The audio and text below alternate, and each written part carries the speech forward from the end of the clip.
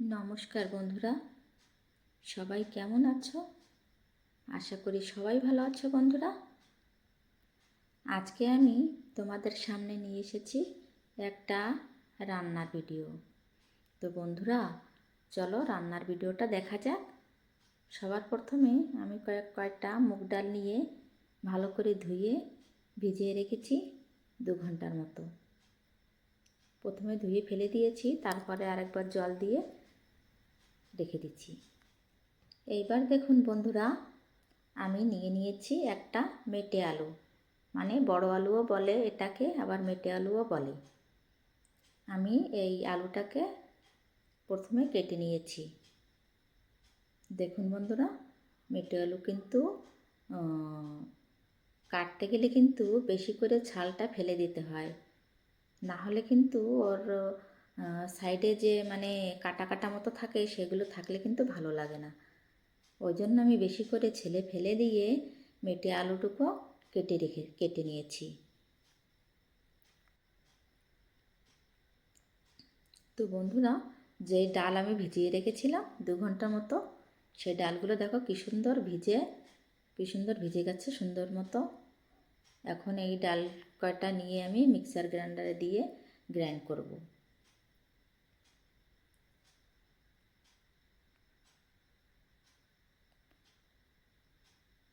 তো বন্ধুরা, মিক্সার গ্রাইন্ডারে দিয়ে আমি মিক্সার করে নিয়েছি ডাল কটা। দেখুন বন্ধুরা,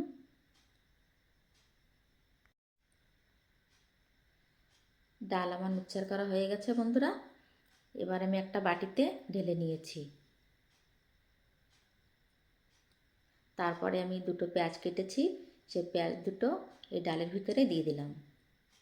আর আমি কেটে নিয়েছি 3টা শুকনো লঙ্কা, সে 3টা লঙ্কাও আমি এর ভিতরে দিয়ে দিলাম।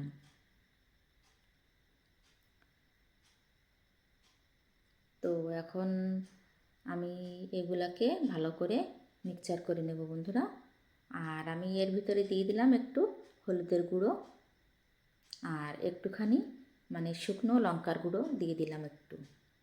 তারপরে বন্ধুরা, আমি কিন্তু এগুলোকে সুন্দর করে মানে হাত দিয়ে মিক্সচার করে নেব। উপরে আবার একটু দিয়ে দিলাম একটু লবণ, তারপরে হাত দিয়ে আমি ভালোভাবে মিশিয়ে নিচ্ছি।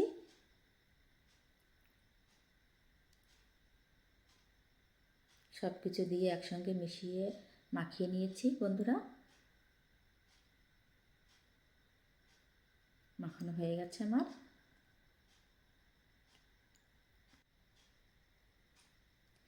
এবার আমি বন্ধুরা দিয়ে দিলাম গ্যাসের উপরে একটা কড়াইতে একটু দিয়ে দিলাম তেলটা একটু অল্প অল্প গরম হলে তারপরে আমি একটা একটা করে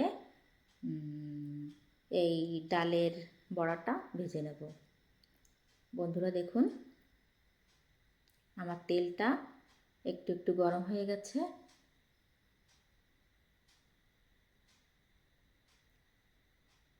একটু নেড়ে চেড়ে নিচ্ছি আমি তেলটা, সব দিকে কড়াইয়ের গায়ে সব দিকে একটু লাগিয়ে নিচ্ছি। না হলে তেল যদি সব জায়গায় না লাগে, যদি কোথাও লেগে যায়, মানে বড়াটা যদি কোথাও লেগে যায় তাহলে সেখানে মানে লেগে থাকবে। ওই জন্য তেলটা আমি ভালোভাবে নেড়ে চেড়ে নিয়েছি। তারপরে বন্ধুরা দেখুন, আমি হাত দিয়ে একটু একটু করে মানে বড়ার মতো করে করে আমি এই একটা একটা করে করে এই তেলের ভিতরে বড়াগুলো দিয়ে দিচ্ছি।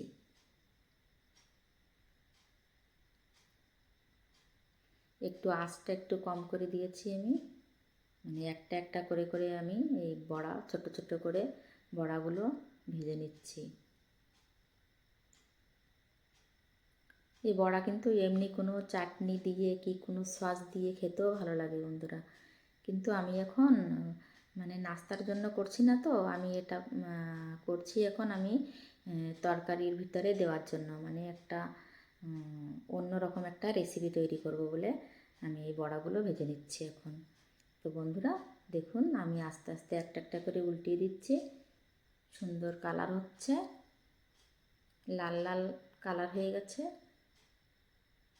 আস্তে আস্তে করে জাল দিয়ে আমি বড়া কটা ধীরে ধীরে ভেজে নিচ্ছি, ভালো করে ভেজে নিচ্ছি বড়া কটা।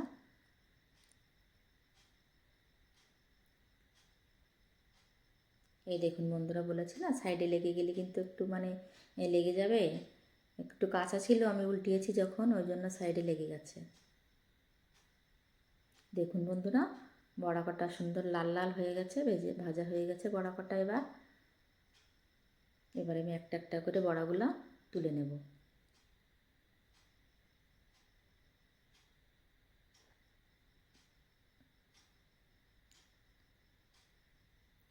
সব কটা বড়াই আমি তুলে নিচ্ছি।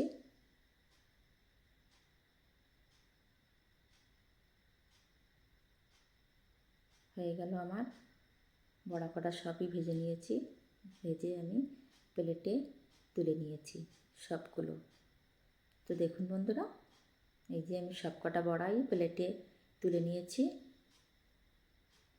এগুলো বিকালে নাস্তাও করা যায়, সবজিতে দিয়েও রান্না করা যায়। এবার বন্ধুরা, আমি সেই কড়াইতে তেল ছিল, ওই কড়াইতে আমি দিয়ে দিলাম আর একটুখানি তেল। তেলটা একটু গরম হয়ে গেলে আমি সেই তেলের মধ্যে দিয়ে দিচ্ছি অল্প করে, মানে আদা চামচেরও 1/3 মানে 5 ফোড়ন। 5 ফোড়নটা আস্তে আস্তে হচ্ছে বন্ধুরা, একটু কালো কালো হয়ে গেলে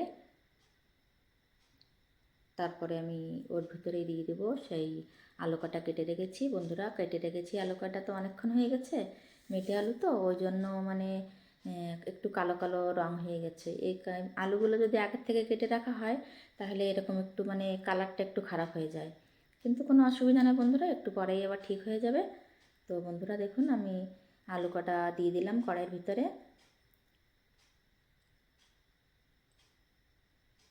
এবার আমি আলুর উপরে দিয়ে দেবো একটুখানি হলুদের গুঁড়ো। এখন একটু নেড়ে চেড়ে নেব আমরা, সরি বন্ধুরা, নেড়ে চেড়ে নিচ্ছি। হলুদ দিয়েছি তো এখন নেড়ে চেড়ে নিচ্ছি, তো ওই জন্য নাড়তে নাড়তে কালারটা কিন্তু আর সেরকম কালো কালো আর থাকবে না। আমি বললাম না অনেকক্ষণ আগে কাটা আছে, ওই জন্য মানে একটু কালারটা খারাপ হয়ে গেছে, কিন্তু কিছু হয় না। একটু মানে হলুদ টলুদ দিয়ে একটু ভাজা টাজা করলেই মানে কালারটা আবার সুন্দর কালার, হলুদ হলুদ কালারটা এসে গেল। তো একটু ভেজে নিচ্ছি আমি আলু কাটা, মানে মেটে আলুতে একটু নাল নাল মতো থাকে, ওই জন্য একটু ভালো করে যদি ভাজা না হয় তাহলে তরকারিটা একেবারে নাল নাল টাইপের হয়ে যায়, মানে খেতেও ভালো লাগে না। ওই জন্য আমি ভালো শুকনো শুকনো করে একটু ভেজে নিচ্ছি। একটু বেশি করেই তেল দিয়েছি বন্ধুরা, অল্প তেল দিলেই মানে অতটা ভাজাটা ভালো হয় না। তারপরে আমি ভাজাটা যখন হয়ে গেল দিয়ে দিলাম একটু লঙ্কা গুঁড়ো। আমরা একটু লঙ্কা বেশি খাই, ওই জন্য একটু বেশি করে লঙ্কার গুঁড়িটা দিয়ে দিয়েছি।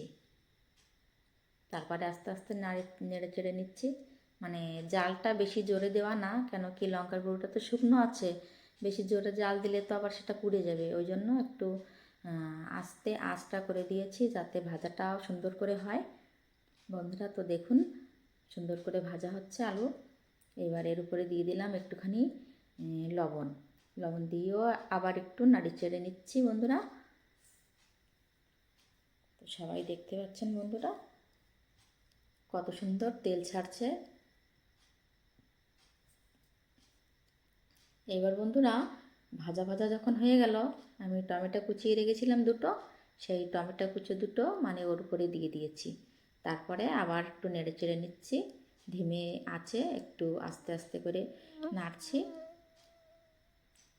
একটু পরে পরে আবার একটু একটু নেড়ে নিচ্ছি যাতে টমেটোগুলো একটু নরম হয়ে যাবে।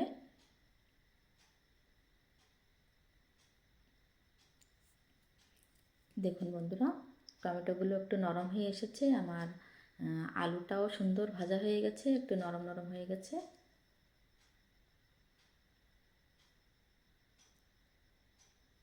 যখন ভালোভাবে ভাজা হয়ে গেল তখন আমি এবার দিয়ে দেবো এর ভিতরে একটু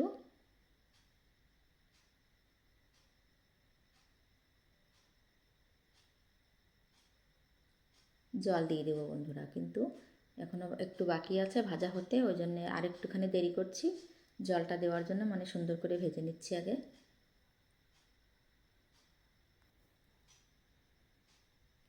এবার কিন্তু ভাজা হয়ে গেছে বন্ধুরা, এবার দিয়ে দিলাম একটু জল, আমি 2 গ্লাসের মতো জল দিয়ে দিয়েছি, এতে একটু কম হয়ে গেছে জল। বন্ধুরা তোমরা যেরকম রসাটা খাবে তরকারির সেই আন্দাজে তোমরা জলটা দিতে পারো। আমি 1 গ্লাস দিয়েছি প্রথমে, কিন্তু একটু কম হয়ে গেছে বলে আর একটু দেবো, 1 গ্লাস জল দিয়ে দেবো এর ভিতরে। কেন কি একটু জল বেশি দিতে হবে এই জন্য, কেন কি এর ভিতরে আমি বড়াগুলো দেবো, বড়াতে কিন্তু অনেকটাই জল টানে, অনেকটাই মানে রসাগুলো টেনে কিন্তু বড়ার ভিতরে পুরোটা কিন্তু জমা হয়ে যায় বেশিরভাগটা। ওই জন্য একটু বেশি করে জল দিয়ে দেবো। তারপরে নেড়ে চেড়ে নিয়ে আমি ঢেকে দিলাম, একটু আলুটা যাতে একটু ভালোভাবে সিদ্ধ হয়ে আসে। তো কিছুক্ষণ ঢাকা থাকলো বন্ধুরা। কিছুক্ষণ পর আমি ঢাকনাটা তুলে নিয়েছি। এখন দেখছি যে তরকারিটা কত দূর হয়েছে, সিদ্ধ হয়েছে কি না, কতটা হয়েছে তরকারিটা নেড়ে চেড়ে দেখছি।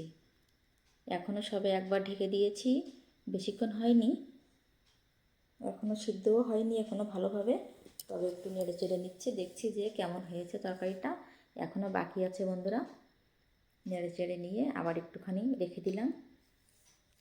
তরকারিটা হচ্ছে, এখনও তরকারির কালারটা কিন্তু আসেনি বন্ধুরা, পরে আসবে লাস্টের দিকে তরকারির কালারটা কিন্তু লাল লাল হয়ে যাবে। একটু ভালো করে নেড়ে চেড়ে নিচ্ছি, আবার মাঝে মাঝেই একটু নাড়া দিচ্ছি। তো বন্ধুরা এবার তরকারিটা দেখুন আমাদের হয়ে গেছে প্রায়।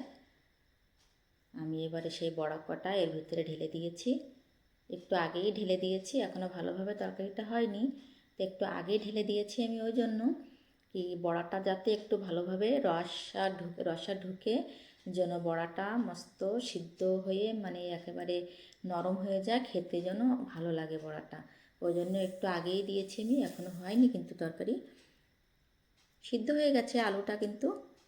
তারপরে আমি নেড়ে চেড়ে আর একটু জাল দিচ্ছি।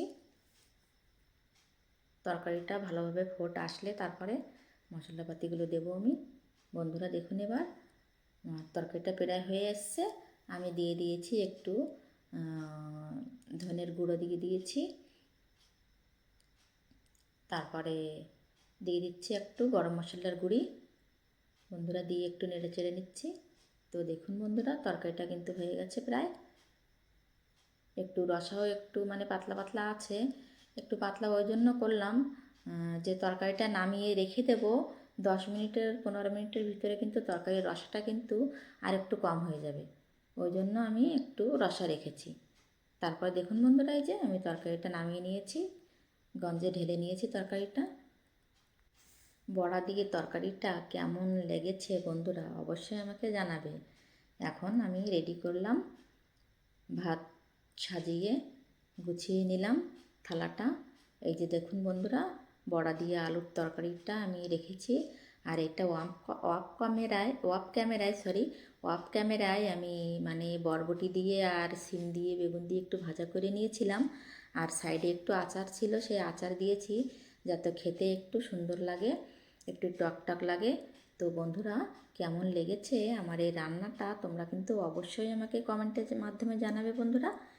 তো গরম গরম ভাত দিয়ে তরকারিটা খেতে কিন্তু দারুণ টেস্ট লাগবে বন্ধুরা। তোমরা একটু বড়া দিয়ে তরকারিটা করে খেয়ে দেখবে, তাহলে তোমরা সবাই বুঝতে পারবে। তো বন্ধুরা এখন ভিডিওটা শেষ করছি, টাটা।